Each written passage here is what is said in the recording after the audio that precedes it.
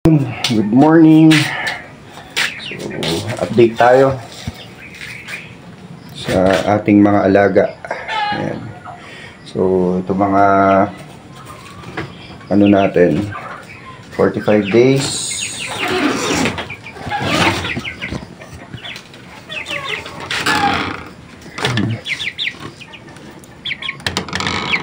Two, four, six. Ayan. So, napakain na namin. Nalagyan na rin ng tubig. Ayan. So, oops! Abang na sila, oh. Abang na, oh.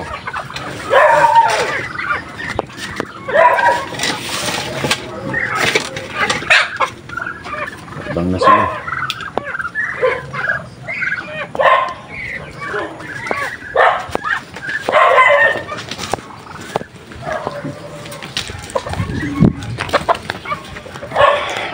Tignan natin kung ano. Tignan na yung itlog. Ayan. Tignan natin ilan na yung itlog. Isa pa rin dito. Dito wala. Dito isa pa rin. Dito isa pa rin. Okay. Dito wala. Abangan natin yung sa bibi rin eh. Lagyan natin ng malagyan na yan ng ano ipa. Okay, dayami. Tingin ako ng dayami mamaya, no? Nakaabang na kayo, ah. Hindi mga manok, oh.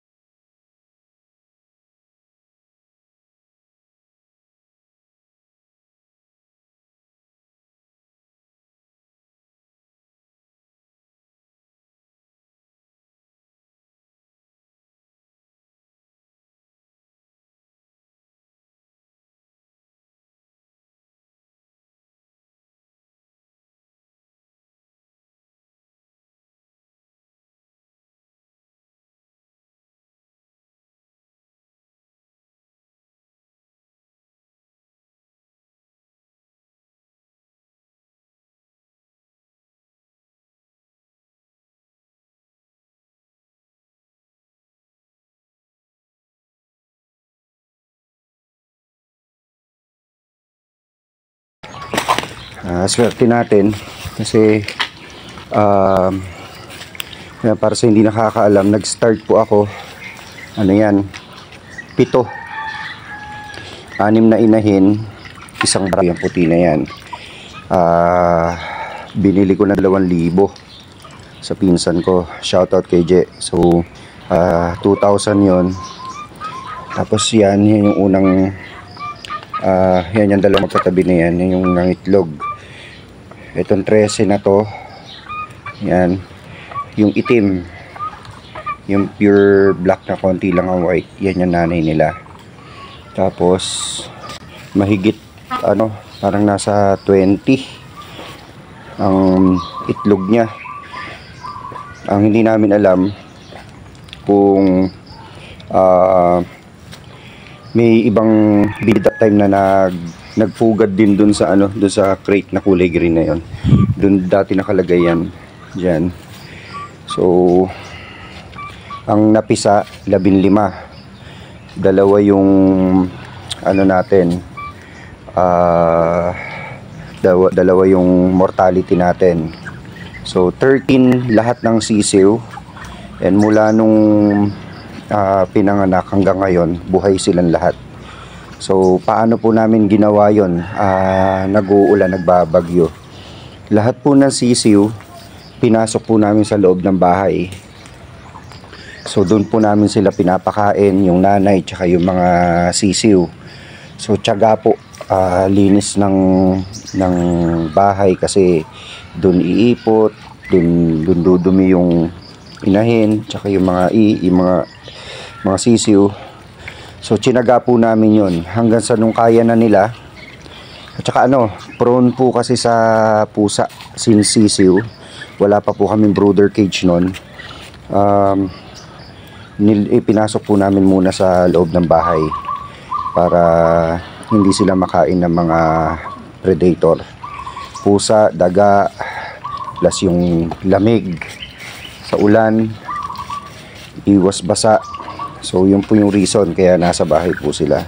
Then medyo malalaki na, tsaka po namin sila inilabas dito, kasama pa rin yung nanay. So natural po yung pagpapalaki natin dyan sa mga yan.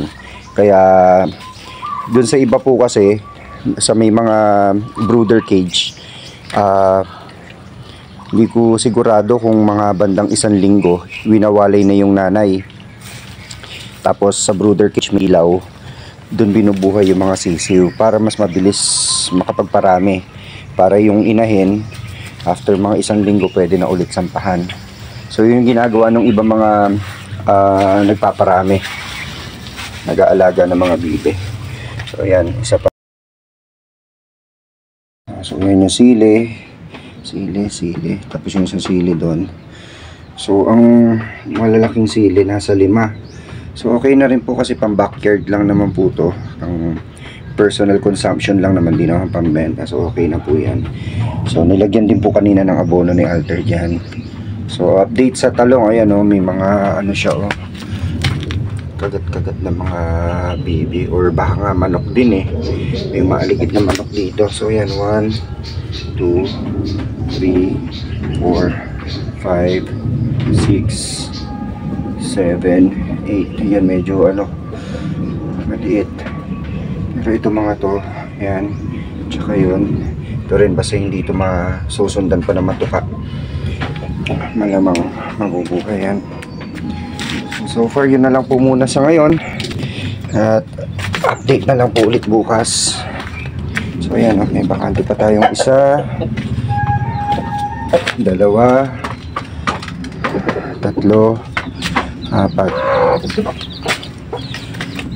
Ayan, dito na lang muna guys, hanggang sa susunod. Bye bye.